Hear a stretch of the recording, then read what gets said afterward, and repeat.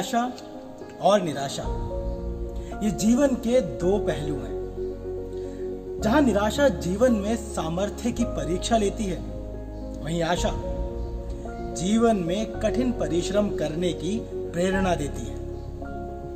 विपरीत परिस्थिति और कड़ी मेहनत के संगम से ही नव निर्माण होता है। कोई संकट मनुष्य के साहस से बड़ा नहीं होता। हारा वही जो लड़ा नहीं। अतः जीवन में आगे बढ़ते रहें, लड़ते रहें।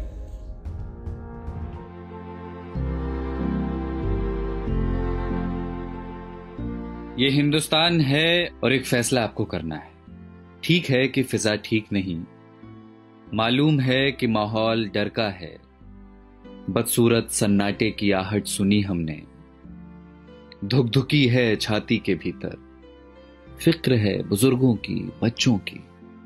दुकानें बंद हैं, सड़कें वीरान हैं। दूसरे शहर में पड़ी माओं की रातें करती हैं साएं साएं। कोई घर नहीं आता। दोस्तों को भींच लेने को तरसती हैं बाजुएं। बूढ़ी दादी कहती हैं मुल्क को किसी की नजर लग गई है। डर लगता है ना? पर वो बता रहे हैं कि सफेद कोट पहनने वाले कुछ पढ़ाकुओं ने प्रयोगशालाओं में जान दे रखी है।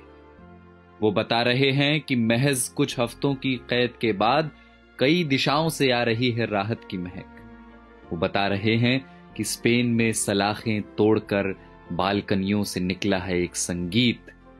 उम्मीदों के रोशनदान अब भी खुले हैं। जो कैद में हैं वो ये संगीत सुन रहे हैं।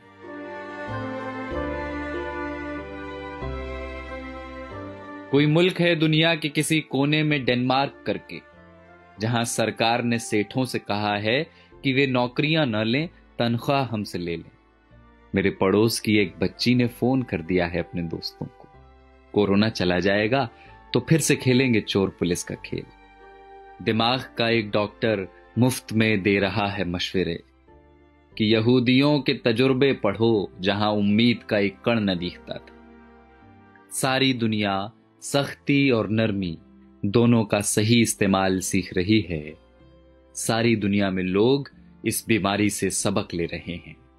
सारी दुनिया समझ चुकी है कि ये लड़ाई बंदूकों और जहाजों की नहीं, धीरज और प्रेम की है।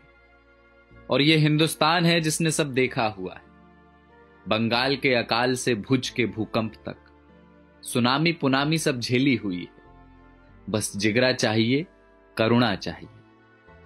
और देखना बहुत जल्द होगा जब दफ्तर की सारी थकानें हारेंगी, जब मिल बैठेंगे कई साल पुराने दोस्त। फिर से आसमां गुलाबी होगा, मंदिरों की घंटियों से, अजान के स्वरों से। सड़कों पर लकड़ी की डंडी से टायर दौड़ाते बच्चे लौटेंगे। लौटेगा कीर्तन को जाती औरतों का शोर और गोलगप्पे वाले को 10 का नोट पकड़ाती लड़कियां। लौटेंगे प्लास्टिक की कुर्सियों से सड़कें घेरे बैठे बुजुर्गों के ठहाके।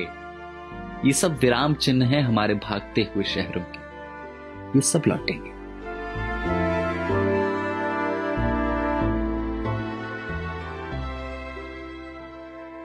बस ये हिंदुस्तान है जनाब, फैसला एकांत के अभ्यास का और अपने समाज पर विश्वास का।